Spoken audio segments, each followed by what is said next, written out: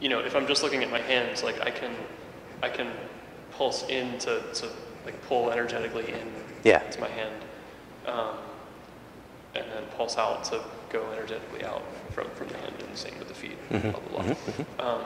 So in like a yoga practice, for example, I would do that with the breathing. So like I would, like, you know, different breath patterns you can do, but like one is I might, on the inhale, I might inhale in the arm and then exhale out the arm.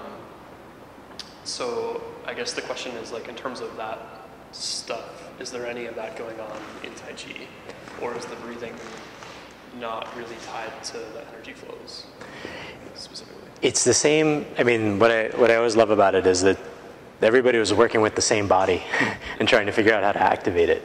And so it's absolutely true that there's a link between your intention and your breath. It's just how we're all wired. So when the question is, how do I activate a flow, the breathing is one really powerful way to do it. But I think it's worth sort of carving that out and saying it's one of several different ways you can do it. So, you know, and from that point of view, when we talk about pulsing, when we talk about lengthening, when we talk about just moving the mind through the tissue, those are all, I guess I would try to put them all on equal footing for saying they're all different ways of activating it. And ultimately, you're using a lot of different ones. So the breath, from that point of view, I don't think there's anything unique about the breath. It tends to be a very accessible and very powerful tool.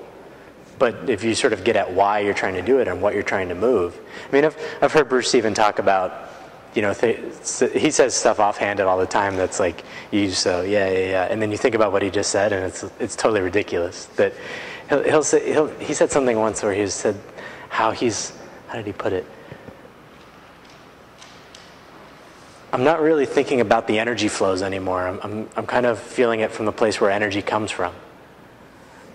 And I was like, okay, yeah, that makes, wait a minute. That's like so ridiculously beyond, there's like a layer below how everything sort of arises and comes into being, and, you know, whatever it is.